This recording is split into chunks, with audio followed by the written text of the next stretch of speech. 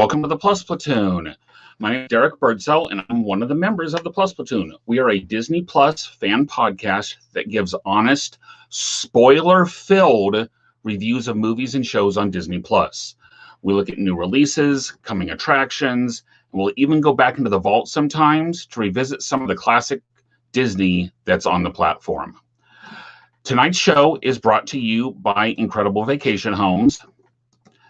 If you are planning a large family vacation to Disney World and need a place to stay together, Incredible Vacation Homes has large, private homes that are perfect for your lodging. The homes are close to Disney World, featured theme rooms, and many of them have a private swimming pool.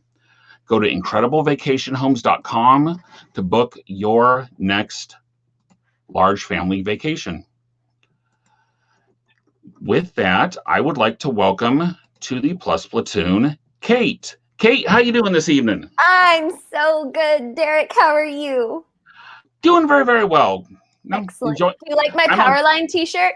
I do love the Powerline t-shirt. That's going to have to be something we pull out of the vaults at some point. Absolutely. So, yeah, I'm on spring break this week, so it's really nice.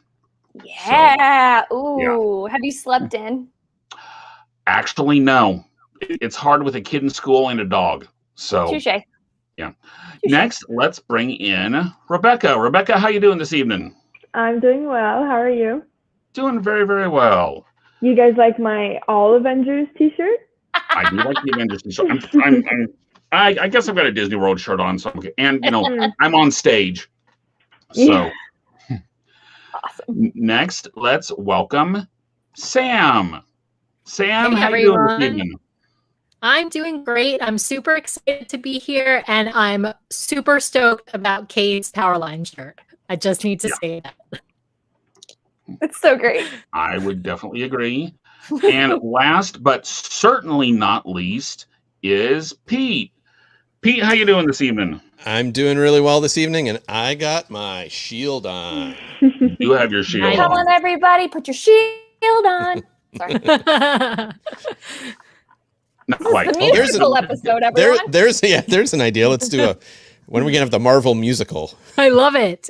I'm obsessed. Not sure I can give them that idea. So, they'll get there eventually. It's like when Scrubs did an all musical episode. I feel like there's some TV shows who have done that and have done it like really, really well. So I love that idea. Yeah, it can work really, really well, or it can work really, really not well. Yes. It would work really, really well for us. Yeah. I don't know. I'm not sure you really want to hear me sing. So, us doing a musical episode? No. I could do Veggie Tales on the tuba. There we go. Except they're not Disney. So it'll just be Kate and Rebecca and I then singing. We'll just we'll just take care of it. I'll stage direct from backstage. So perfect. We'll do the Pierce Brosnan and Mamma Mia type singing. Ooh. or Russell Crowe as that's about my level too. Yeah, he was actually I wouldn't even be that good as Javert. Yeah. In that one, no, we were not entertained. Yeah. Hi Vicky, we saw you saying hi. Yeah, hi Vicky. Yeah, let us know you're here. So as I said, we are a spoiler-filled show, but first we got some news. Kate, take it away. It's news time, everybody. Welcome to Disney News. Hey, so first thing in Disney Plus news, just a heads up. I'm sure you've already heard about this, but just in case, remember that on this Friday, all bundles that include Disney Plus are going to be going up by $1 per month. So don't be surprised when you see that on your bill. It is meant to happen. Don't be shocked. Next up, you guys, Cruella is coming out on Disney Plus Premier Access on May 28th. Can't wait to see it. Can't wait to talk about it. And lastly, Black Widow is going to be released on July 9th and will be available on Disney Plus Premier. Another one we're super excited about. The Marvel Universe continues. And that is all for your Disney Plus news. Awesome. Thank you, Kate. Yeah. Some good stuff. Yeah. We've got Gina here saying hi. Ryan's here, says he's here for another week. Love you Ryan. guys. Thank you. I'm not waving. And so as we go forward, we've got Falcon and Winter Soldier episode 1. I'm going to say this again. If you have not seen it, you're about to get 30 seconds, you're going to get spoilers. So if you haven't seen it, put us on pause, go watch it, come back, and let us know what you guys thought. And don't worry, you can subscribe to our YouTube channel. If you go to YouTube and type in plus Platoon, there will be a little pink logo. Click on that, subscribe. So if you don't want spoilers, hey, it's okay. You can catch all of our episodes there. Yeah. So that being said, our first question tonight was episode 1 shield worthy. What were your impressions? Kate, what did you think? Let me tell you what I thought. Absolutely. 100% shield worthy. It really felt like a Marvel movie. I love that you both just looked at me. Awesome. It felt like a Marvel movie. It had the action, it had the suspense, and it had a cliffhanger ending to the first episode. I was here for it. Okay, Rebecca, over to you. I think that the first episode of any new series is going to be tougher to watch than the rest of it. It's really brand new. It's kind of unacquainted with the audience. I mean, unless you're like a super fan, but it's really hard to be kind of enthralled in a new show off of the first episode. But do I still think that Disney has a big enough credit with Marvel? Yes. Do I think that it's going to be worthy to watch after the second episode? Yes. I do think that it's shield worthy, definitely, but I'm just super excited to get to the good stuff and for the action to really, really start. So, Sam, how are you? What do you think? So I would have to totally agree with you on this again. 2 weeks in a row, Rebecca, we're just simpatico. I absolutely say shield worthy, but I will give it shield worthy primarily based on that action sequence, the aerial sequence that was incredible. That was Marvel, movie worthy. And so I'd like to see some more depth. I'd like to see some more storyline. The first episode certainly captivated me, but I would say it's not enough to make me hooked on the show just quite yet. But I'm a Marvel junkie, so I'm watching episode 2 next week anyway. What about you, Peter? Yeah, I kind of agree with everybody. It reminded me of a Marvel movie much more than WandaVision, right? WandaVision was like super unique, and this was much more, hey, we're going to give you a Marvel movie in TV form. And that's not a bad thing. Marvel movies are really good. So I enjoyed it a lot. That action at the beginning, as you said, that action scene was great. I loved one of the things I asked for last week when we were asking what we wanted to see more of is character development. And we got more of that from Sam, and we got more of that from Bucky. In fact, I got more from Bucky than I was expecting to get. And I really liked the way they worked that in. And what I will say made it shield worthy is we got to the end of the episode and I was like, it's over already? So clearly it had me enthralled enough. Standalone, was it, a 10 out of 10? Probably not, but I'm definitely hooked that I want to see more. Mm-hmm. What about you, Derek? Oops. I was underwhelmed. I loved the first 12 minutes. The action sequence, to me, to keep me engaged, something along those lines is going to have to be a recurring feature in just about every episode. I'm coming to this as a non-Marvel fan. It's never really been my thing. Last week I had said I wanted a hook. I haven't seen a hook yet. Mm-hmm. I think it's one of those that as it keeps going, it's very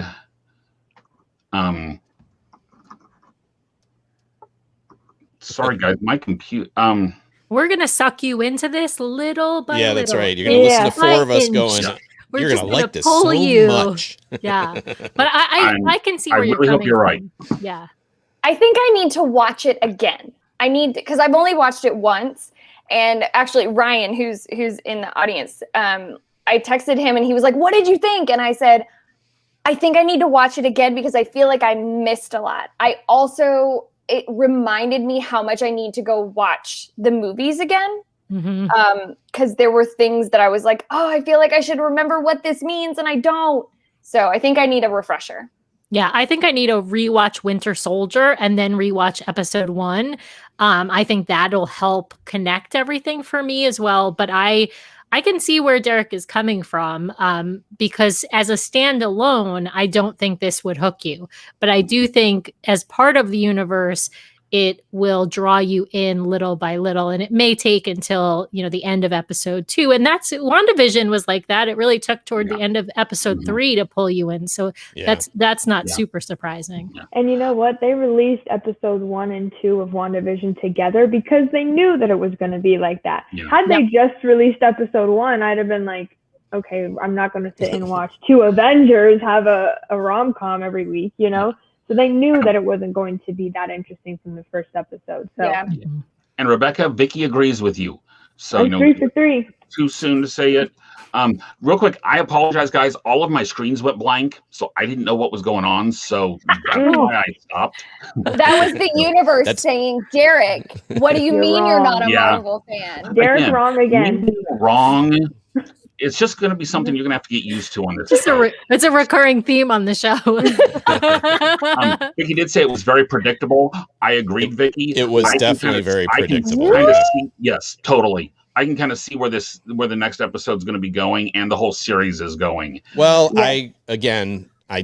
Marvel does that though. They often do that where they set you up with something that you think you're going to know what's going to happen, and then it isn't what happens. So I'm not convinced it's predictable, but I think that the setup was. Yeah. Okay, but wait.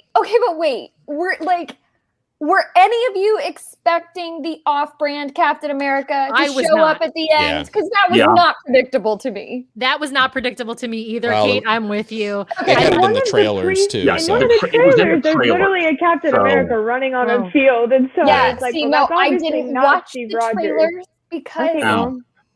Oh wait, I did watch the trailer. Maybe I missed that. Yeah, I did not expect Kroger brand of Captain America to show up in all his glory. So just so y'all look for it, the actor that's playing Captain America, or the new Captain America, is Kurt Russell's son.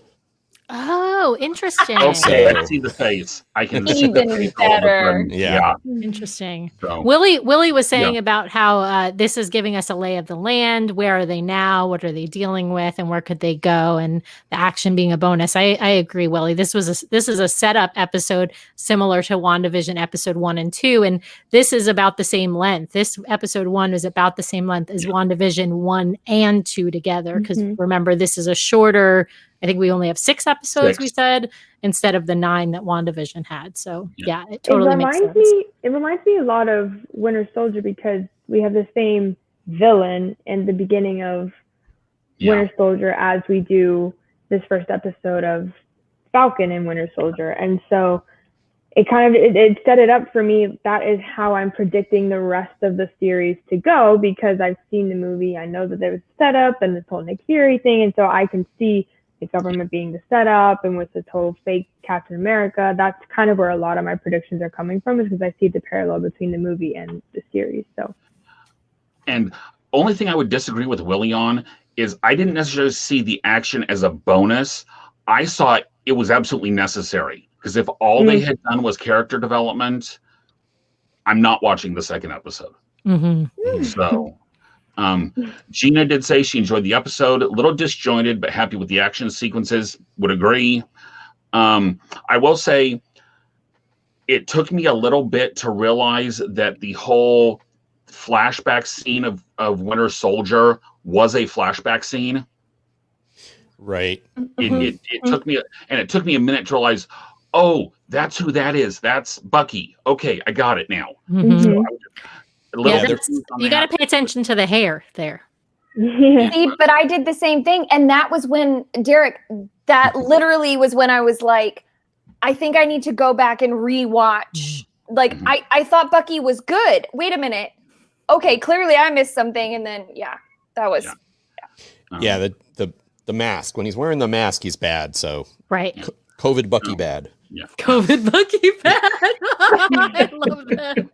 Oh, Peter, Vicky that's said it was hilarious. totally predictable. Said the way the I guy, like what she says. Yeah. the way the guy thanked Sam for giving up the shield. I knew they were going to give it to someone else.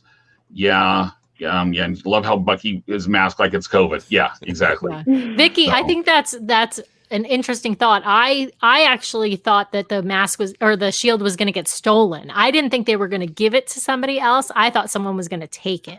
But I get where your prediction came from, because it definitely, there was some kind of hint when he gave up the shield and it was put in this museum. It wasn't staying in that museum. Especially with Don Cheadle being there and saying, "Why did you do it?" Mm-hmm. Because you made a mistake. Basically, it was "Are you out of your mind? You made a mistake." Right. Mm-hmm. So. Am I the only person who was just like, oh, he put his shield in a museum? That was really good. I like that that's where the shield is going to end up. If that's where the shield was going to end up, this would be a really short series. Yeah. Well, remember, it's vibranium, Kate. So that's why I thought it was going to get stolen, because it's this precious metal, that's exactly worth a lot of money. It's from Wakanda. This is hard to come by. I knew it was, like I said, I thought it was going to get stolen, not that it was going to get handed off to someone new. You know what I forgot? The fact that it was made of vibranium. You know what I need to do? Go rewatch the movie. You need to rewatch Black Panther to hear more about vibranium. And that's my favorite of all the Marvel that one's movies. Really good, but I don't think you need it for this movie. You don't. But if you want to learn more about vibranium. Go ahead, Derek. Our next thought is, okay, so we saw Sam and we saw Bucky. How are they going to get them together? Rebecca, what are your thoughts on how they get them together? Well, it's obvious in the fact that Bucky has been ignoring Sam. He's been texting him, trying to get a hold of him to reconnect. It's 6 months post everyone coming back, right? Mm-hmm. And yes, so right. They're trying to figure out, who's okay, how are you dealing with it, and all this stuff. But there really was no obvious link that I thought that they were going to come together. Like, I really don't have a one specific way, except for there's some greater good out there that they need each other to go and do. It's something too big for the two of them. Maybe has to do with Sam's sister. I don't know if she's ever been introduced before, but something about her kind of felt a little strange to me. Why we now know all about her financial situation and her family. Does it have anything to do with the Flag Smashers? Does it have anything to do with Backtalk? What about Zemo? There's so many things that have been left unanswered so far because this was a setup and the first episode of the series. But I just think that there's some greater good out there, some number one villain that they've got to come back and fight together. And that's the only thing I can see as of right now, because there wasn't anything as obvious. What do you think, Sam? So Zemo and the head of the Flag Smashers are one and the same. Mm-hmm. You think Zemo, so? Yeah. Oh, yeah. And Zemo is going to be somehow either on Bucky's list or connected to Bucky's list in some way, that he's sort of crossing off these people on the list that he's going back to and sort of, making amends, dealing with redemption, whatever his list is about. I think we'll find out more. But we've already got Sam investigating or sort of involved with tracking down the Flag Smashers with that other new character. I can't remember his name, but the guy who's from the military. And so Joaquin something. Yeah. So I think their paths are going to cross while trying to, Bucky's going to be looking for Zemo and Sam's going to be looking for the head of the Flag Smashers, and they're going to be one and the same. And that's how their stories are going to collide. That's my theory. Okay. What about you, Peter? So, Sam, you're right. Zemo is on his list because, of course, someone on the internet has frozen that frame. Ooh, and I didn't know that. Zemo is on the list. But I'm going to disagree with you because I think what's going to happen is that Sam is looking into these Flag Smashers. And I think at some point he's going to seek out Bucky's help. Like he'll actually go to wherever he is. I think it looks like Bucky's in New York. I'm not 100% on that. But I think he'll go seek out Bucky to help him track down the whatever this group is that's causing disruption and things like that. That's my guess, but it's just a guess. I did you could not be right. know. Anyone could be right. I did not know that Zemo was in fact on the list that people have frozen that. I will honestly say I just kind of assumed that he had to be, right? Because he's one of the people who controlled the Winter Soldier. So he has to be someone that Bucky wants to get back at, or, have some and his list is like, I mean, we kind of know from the episode, his list is some people that he put into power that are bad people. And then there's other people like the older Asian gentleman who he killed his son, and feels guilty about it, and he wants to make amends, but he doesn't know how to do it. And I thought that was the most affecting part of the episode for me. Yes, was agreed. Bucky wants to atone, but he doesn't. He's afraid to, and I mean it's pretty common. Psychology, I think, right there, but it's like interesting seeing it from a superhero perspective. Derek, what do you think? How do you think they're going to get them together? I think something's going to happen to the new captain, and I think that they're both going to. That's what's going to draw them together. Is something. I think something very public. And he's either going to get kidnapped or something's going to happen. And I think that's what's going to bring them together, because we know from the different trailers and the previews that Sam ends up with the shield. He ends up back with the shield. Right. At some point he does. Yeah. And I think it's going to be really soon. I think it's going to be Friday. But I can't imagine them keeping Sam and Bucky apart. There's only 6 episodes, right? So they're not going to keep them apart for 4 of the 6 episodes. Oh, I didn't know that. I didn't know there was only 6 episodes. Yeah. And what I'm looking forward to is one of the previews I saw. They go to couples therapy with the psychologist. Oh, do they? I love that. So there's going to be, and you see them basically facing each other with the psychologist sitting there. And that scene to me could either be over dramatic or really stinking funny. And I honestly hope they go for funny. Yeah. So, Kate, what about you? You took mine. You did. Derek 100% took mine. I think it's going to have to do with Kroger Captain America. I think I think it's going to. And the grocery store. Off-brand Captain America. I think that he's going to, and I kind of look forward to the day that fake Cap and Bucky just like look at I feel like there's going to be this moment of like Bucky going, nah.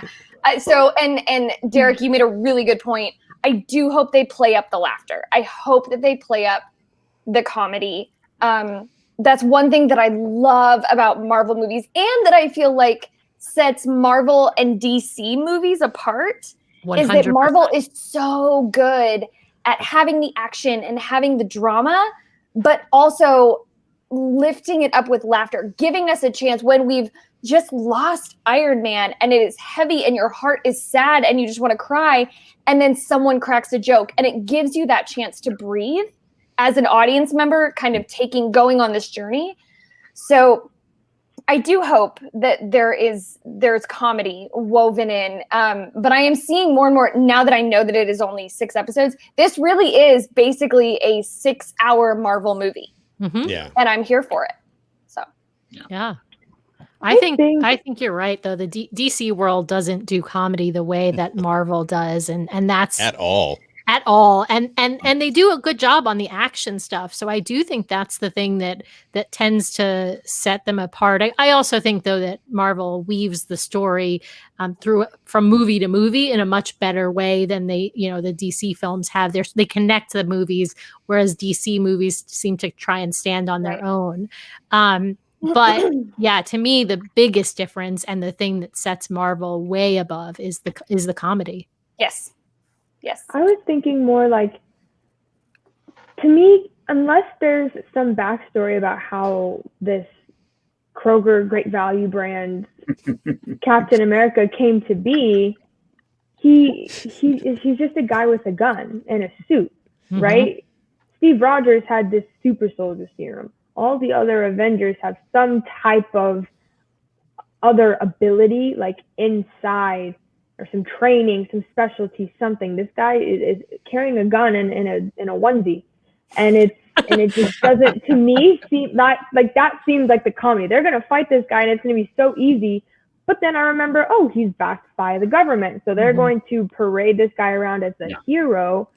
But they have all the government's liabilities available to them to kind of deter Sam and Bucky. So I don't know if it's going to be more than just this one episode, or the next episode is where they finish that off. So and I'll say, and to me, we've seen there's another super soldier out there because he's one of the bad guys. Okay. Second, what's to keep them from having injected this, Kroger Captain America? And I think we need to make that. Yeah. I was actually thinking we got to be more universal. And what about calling him Costco Cap? No, Kirkland brand. See, it's all you got to go in the same area or all across the nation. No, Kroger's good. Yeah. Yeah. Sorry, I distracted you. Just generic brand Captain America. So but that's what I was saying, Derek, is unless they have some backstory of we did this to him, this is why he's a super soldier. I just can't see them like defacing Captain America like that. Like, we just created another one of you. You're worthless. You're nothing, I can't see it being like that. But then again, maybe that's the predictability of what Marvel does. So. And Gina says she agrees with Sam, thought that it was going to be stolen. Okay. Gina also thinks the Zemo theory is the link, Zemo bringing everything together. So, she's definitely Team Sam tonight. Vicky's I love you, Gina. So I think it's going to be real interesting to see. I'm also curious what the dynamic's going to be when they do get together. Is it going to be you never answered my calls? We never talk anymore. Or, I think if they could play it up like that, think almost Raj and Howard on Big Bang Theory. They could almost go that kind of why didn't you call me? Okay. So I thought we were friends, but I mean, well, and I think they've always been, well, I shouldn't say always, but I mean, since Bucky was brought back from being the Winter Soldier, he and Sam have always been on the same side, on Captain America's side, but I don't think they've ever really gotten along or been friends. So, so I think you are going to have that dynamic of, hey, yeah, we got to work together, but I don't really like you all that much. I think that's. It's just like three's a crowd, right? I mean, you've got usually when there's three people hanging out together, you've got like one in the middle, one's kind of the glue between the other two. And so, it's just that kind of friendship dynamic where Steve was the glue between Bucky and Sam. And if you take out, Steve, there's no glue. Yeah. And with that segue, Sam, Pete, what happened to Steve Rogers? Where is the true Captain America?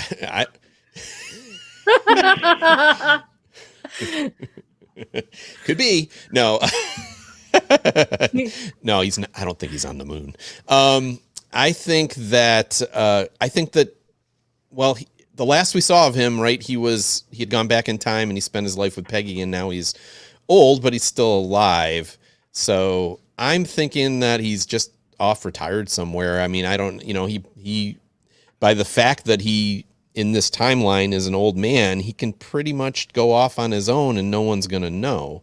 So I think he's still alive, but I don't think we're going to see any sign of him at this stage. I think they've played him as being, I don't know if they played him as, I don't even know how the series has played it, because I don't know if he's supposed to be dead or if he's supposed to be alive and retired. So I think in Spider-Man Far From Home, I think they said he was dead, but that doesn't necessarily mean that's how the story's going. Yeah. My thought is they haven't mourned him enough for him to be dead. Remember how massively tragic it was when Tony Stark died? Right. They're not sad that, hey, you'll get your turn. Just cool your space jets a minute. And I did have a question though. If Winter Soldier is 100 and some years old and doesn't age, why did Steve age? So I think the reason they haven't talked about Winter Soldier, but I think he spent a lot of time frozen. They would like thaw him out for his missions, and then they would put him back on ice. And I think that's the reason that when he was frozen, he wouldn't age. I don't know that for sure. I don't know what everybody else thinks. I mean, that was that was just a question I had. It's one of those: is he really old Steve, or was it just a con job? Because they've made 2 comments now about him being up in space, and you got to remember Nick Fury's up in space. That's true. Yeah, and I mean, we've got Captain Marvel is up there somewhere. So I don't know. I also know that in at least one of the directions that the comics go, Steve goes Hydra. They're not going to do that with. No. I'm just saying that's out there. Can't do that. Okay, but Pete, did anyone really think that Thanos would snap his fingers and half of everybody would disappear? Good point. So, good point. Now, he did in the comics. I wonder, Kate, where do you think Steve is? Okay, so I need to tell you, I know that this is going to be wild to all of you. My favorite line in the entire show was when the guy that I can't remember his name was talking to Sam, and he was like, okay, but did you fly him to the moon? Like, did you? And then he's like, yo, I've got to go. And he's like, what are you doing? And he goes, moon stuff. So I'm just saying, for sure, he's on the moon. Mostly because I don't know. I'm really bad at predicting things, because when I predict things, it's 100% of a left turn from whatever it is I predicted. So if I predict it, it will probably be wrong. My other favorite part was when Sam went. That was it. All right, Rebecca, what you got, sis? There's like this deep down inside of me part that wishes that he's 30 and shirtless and just facing in the sun. And maybe cutting wood or something. Yes, with wind in his hair. Yeah, and he was the whole thing. Wasn't he? That's why we're best friends. Wasn't he chopping wood in one of the things, just ripping the pieces of wood apart? Yes. Yeah. And then there's another part of me that loves the idea that he's in some space station with Nick Fury, because we also know that Monica Rambeau is up there. Supposedly, she went up there right at the end of WandaVision, and so if you know, maybe there's a pathway for those storylines to cross and to meet. I don't think that he has aged from where he was at Endgame. I think that he has probably stayed that same age, but is just in a different place. It's only been 6 months too. Right. So. Yeah. So 6 months can do you some good, but if 2020 taught us anything, That's right. 6 months is a long time. It feels like a long time, definitely. But I mean, and then there's like you said, I think if he was dead, Marvel would have said he's dead. Mm-hmm. They're really playing it like he's just gone. He's not here. So he's somewhere. And I think that that's going to be one of the major questions answered at the end, maybe in an end credit scene or something, but I think it'll be a connecting source somewhere to a future movie. But and not to take Sam's spot, but the public doesn't know that he was old, right? Mm-hmm. Right. The public just thinks he was still young Steve, and he's gone now. Correct. So I will tell you my prediction, which is he's not going to be on this show. Okay. He is retired. He's living in Boca. You know, he's from Brooklyn, so he's living in Boca Raton, Florida. And so we're not going to see him. He is 6 months older than he was when we saw him at the end of Endgame. And he's just not going to be a character that appears. We're going to hear more about him, maybe. There may be some talk about him between Sam and Bucky, but he is not going to be a character on this show. He can't be young because he's already aged, because he went back in time and lived already, you know, a full life. And so, he's down in Boca. Maybe he's going to Disney World. Okay, guys. Wild out there, cross-pollination theory. This is just one of the timelines that Loki will visit in his series. And he will visit others where Captain America is still younger and someone else. Yeah. On the moon. Yeah, I mean, Asgard's up in space, so who knows? Yeah, I think we could see anything in the Loki series, but I don't think Loki's going to show up in this series. Okay. And Gina agrees. Gina says, he's old. Hey, sorry, Rose says, no, not okay. He's out in the mountains somewhere. Making tea for Wanda. He winters in Boca. He winters in Boca, of course. Listen, he's from Brooklyn. He doesn't want to be he's an old man. He doesn't want to be in the cold. He's down in Florida. And is he alone at the moment? Well, I don't know. Peggy died. Yeah. Peggy died. Okay. You know what I could see? Civil War? See the very end in like the credits of the end of Falcon and Winter Soldier. It flashes to Wanda doing her like reading thing and the older Captain America knocking on the door and saying, "Are you done?" or something like that, like walking into her cabin. But like the very end, and then it just like cuts and it's just like, guess what happens now, folks? That's what Marvel's really good at. And Ryan, this was my question too. The theory that Pete kind of came up with was that Bucky was frozen, so he didn't age. But I would say that's if you watch the Winter Soldier movie, that's kind of what they implied, is that he would go into cryostasis, and then they would take him out of that when they needed him to do a mission. So he was kept frozen a lot of the time. And if you can argue that Captain America didn't age after crashing his plane in the Arctic, I guess you can argue that, I don't know, none of it makes sense. So what the heck? Well, but he's gonna be aging now. That's the thing. Yes. That I think he's aging now. He just didn't age from the point, he didn't age at a normal rate. So he did age. He just didn't age to where you'd expect him to be. And Steve Rogers quite literally left the timeline that he was in to live a life outside of what we know with Peggy. Then he came back to the timeline. Yes, he came. It makes perfect sense. Are you kidding me? Don't get me started on time travel. Yeah. And again, time travel. Get my time turner. Time turner. I'm going to go twist my time turner. I'm going to go back in time and I'm going to go kill Voldemort. Okay. Draco Malfoy is going to show up and mess everything up. So everything will be okay. And then Luke's going to come in on an astral projection and just lightsaber all of them. So there we go. So, guys, final thoughts about Falcon and Winter Soldier. Thoughts about what might happen next episode. Anything else? Just excited. Yeah. I'm just excited. I'm excited to see Bucky's ass get kicked by a little girl. That was in one of the trailers, so I'm excited for that scene to come through. Next week we're going to have some new characters come in. So definitely keep an eye out that. Did you say kissed or kicked?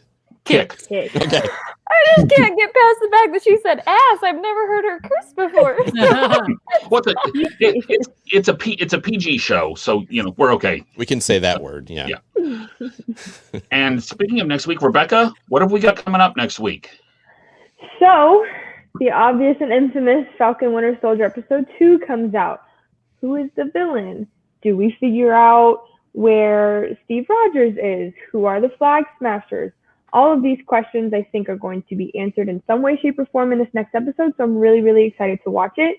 And we also are going to be talking about the Mighty Ducks Game Changers premiere, which also comes out on Friday. And we recently just did a revisit of that movie, of the first one. And so I'm really excited to actually watch the series and kind of know a little bit of the backstory behind some of the characters, because they use a similar cast. And so we'll get to talk about that in the next week. And I will admit, I'm looking forward more to the Mighty Ducks one than I am Falcon and Winter Soldier episode 2. Did anybody see on Twitter they had a picture of all the, or not all, but many of the original Mighty Ducks? Yeah. Oh, fun. Yeah, all in their Mighty Ducks in their Mighty Ducks jerseys. Emilio Estevez. Oh, I fun. remembered That's something awesome. that I wanted to say. One comment that I said to somebody I was talking to is that the actor who plays the Kroger brand Captain America, when I first watched this episode, my knee-jerk reaction was, oh, that actor is going to get so harassed, and he is going to have his name dragged through the mud. And so happening. From being an entertainer, my knee-jerk reaction was like, oh no, actor, please don't like take this personally. But I guess he came out with a statement that said, don't worry, everybody. I'm not going to be the new Chris. Yeah. You will understand. So yeah. I just remembered I wanted to say that. Good for him. Good for him. That's a really hard position. Where he's not going to he doesn't take those kind of attacks seriously. It's good. Just wait. Don't get over anxious after episode 1. Just wait for whatever's coming next. Mm-hmm. So, Kurt Goldie Hawn's son, is who plays, Kurt, So does that mean that he's like half siblings with Kate Hudson? Yes. Yeah. Yes. And Oliver Hudson. That. Yeah. And Oliver Hudson too, yeah. I love that. Yep. Well, I think that's going to do it for us this evening. Please go to facebook.com/plusplatoon, like, subscribe, share. And as the lovely Kate said, go to YouTube, please search Plus Platoon and subscribe to us. Starting in April, we are going to only be on Plus Platoon channels. So those of you who are watching us on my BBC points, got to come over to the Plus Platoon and, come be a recruit with us to watch us. Yeah. So, and tell us what you're watching. If you're watching something great on Disney Plus that we haven't talked about, or you're pulling something out of the vault that you think would be interesting for us to watch and to talk about on the show, leave us a comment on our Facebook page or leave us a comment in the live show and let us know, and we'll do our best to watch and give you our honest review. Mm-hmm. So we will be back next Wednesday at 9 p.m. Eastern. And with that, guys, Kate will be reporting to us live from the moon. I'll go down to Boca and check if he's there. I'll be in the mountains with Wanda. Watch. You all wait. He's going to show up on the moon and everyone's going to be like, oh, Kate was right. Just wait. That'll be the end credit thing for the entire thing. Just be Steve Rogers in a lounge chair on the moon. Steve Rogers holding a sign that says Kate was right. Okay. Good night, everyone. Have a good week. Good night. Bye, everyone.